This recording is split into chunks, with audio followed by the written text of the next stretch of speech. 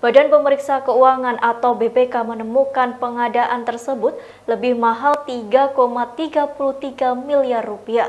Menurut saya karena ini besaran anggaran temuannya itu lebih dari 1 miliar, Mbak Nana. Saya pikir ini merupakan celah korupsi yang patut untuk ditelusuri lebih lanjut ya. Korupsi pembelian lahan terjadi pada tahun anggaran 2019. Menurut pelaksana tugas juru bicara KPK Ali Fikri, 2 bukti untuk menetapkan tersangka sudah ditemukan oleh KPK. KPK baru-baru ini juga merilis pernyataan resmi akan memanggil Anies Baswedan selaku Gubernur DKI untuk mempertanggungjawabkan kasus korupsi tanah itu. Pemanggilan KPK ini bisa jadi sebuah prestasi baru karena selama ini Anies dianggap sebagai the untouchable dari banyak kasus yang mengarah ke dia.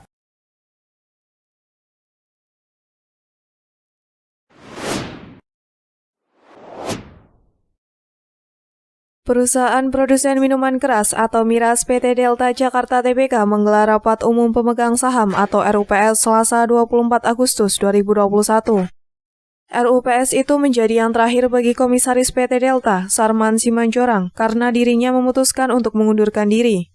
Alasan Sarman mengundurkan diri adalah karena diangkat menjadi komisaris PT Pertamina Geothermal Energy. Meski masih bisa menjabat sampai 2023, Sarman memutuskan untuk mengambil posisi tersebut dan meninggalkan PT Delta.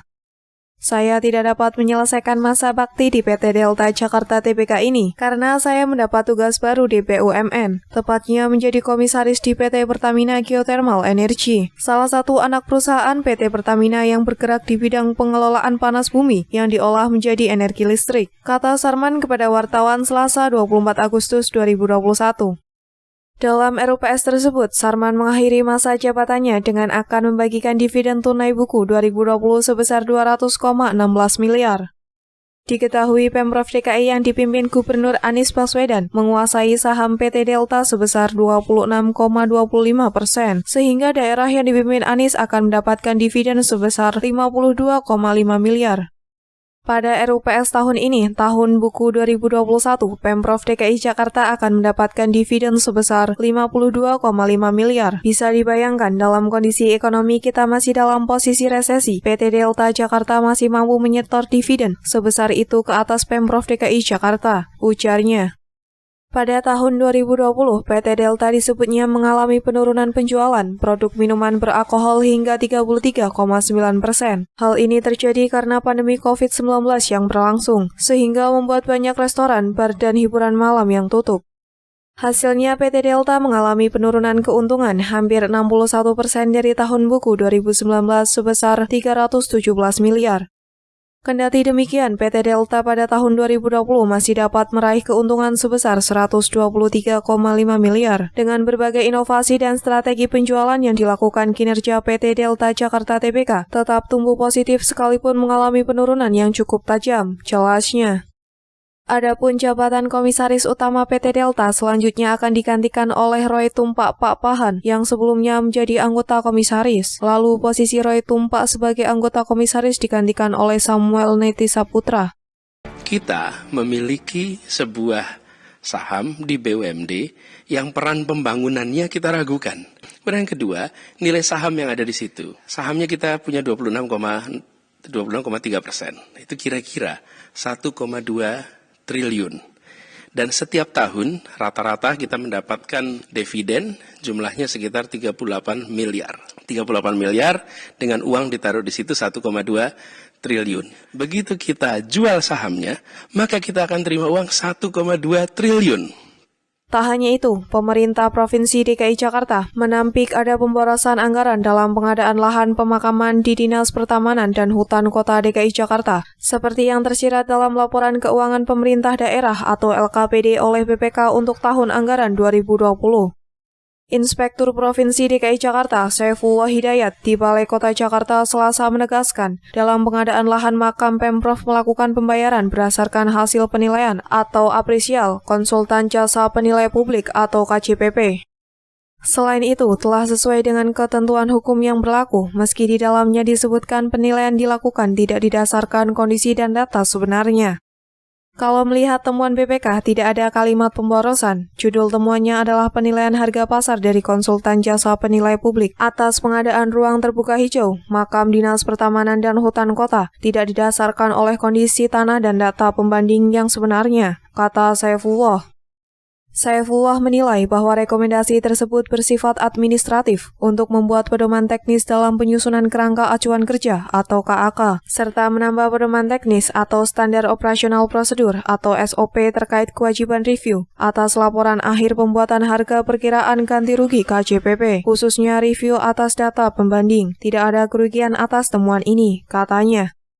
Kepala Dinas Pertamanan dan Hutan Kota DKI Jakarta, Susi Mariswati pun angkat bicara. Ia menyebut pengadaan lahan makam ini juga telah selesai dengan Peraturan Gubernur Nomor 82 Tahun 2017 yang pembayarannya menggunakan hasil penilaian KJP.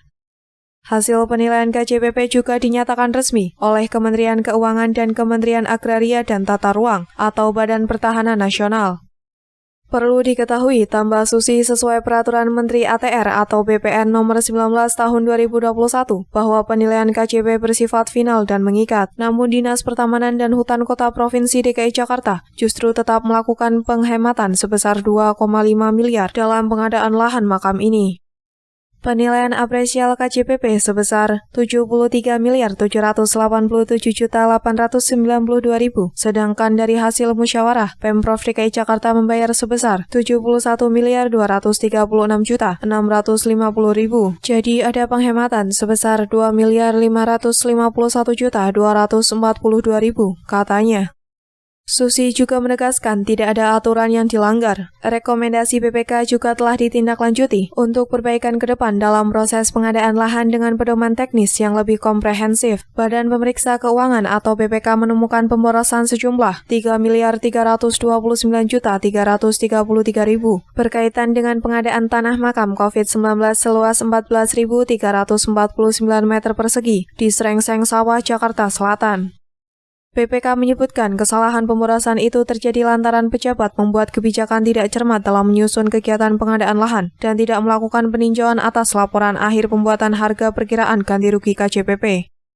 BPK kemudian mengeluarkan rekomendasi kepada Gubernur DKI Jakarta Anies Baswedan untuk meminta Kepala DPHK agar membuat teknis penyusunan pengadaan yang lebih komprehensif dan menyusun prosedur operasi standar terkait kewajiban untuk melakukan peninjauan atas laporan KJPP. Badan Pemeriksa Keuangan atau BPK menemukan pengadaan tersebut lebih mahal 3,33 miliar rupiah. Diketahui pengadaan tanah makam COVID-19 menggunakan APBD perubahan tahun 2020 sebesar 71,24 miliar rupiah. Menurut saya karena ini besaran anggaran temuannya itu lebih dari 1 miliar, Mbak Nana, saya pikir ini merupakan celah korupsi yang patut untuk ditelusuri lebih lanjut sesuai dengan apa yang tadi disampaikan oleh Pak Hari Azhar. Jadi menurut saya sih ini memang celah korupsi dan penting untuk dilakukan audit investigatif gitu ya. Apakah itu nanti permintaan dari penegak hukum, KPK misalnya, karena ini juga bisa menjadi ranah KPK karena nilainya lebih dari 1 miliar dan bisa inisiatif dari BPK sendiri. Korupsi pembelian lahan terjadi pada tahun anggaran 2019. Menurut pelaksana tugas juru bicara KPK Ali Fikri, 2 bukti untuk menetapkan tersangka sudah ditemukan oleh KPK. Sedangkan identitas dari pihak-pihak yang terlibat akan diumumkan KPK segera setelah tersangka ditangkap. KPK baru-baru ini juga merilis pernyataan resmi akan memanggil Anies Baswedan selaku Gubernur DKI untuk mempertanggungjawabkan kasus korupsi tanah itu. Pemanggilan KPK ini bisa jadi sebuah prestasi baru karena selama ini Anies dianggap sebagai the untouchable dari banyak kasus yang mengarah ke dia. Sejak Novel Baswedan, saudara sepupu Anies, nggak lagi ada di KPK, pintu masuk untuk menyelidiki kasus korupsi di Jakarta itu sekarang terbuka lebar. Nggak ada lagi penghalang buat KPK untuk mulai menyelidiki banyak kasus yang ada di Jakarta.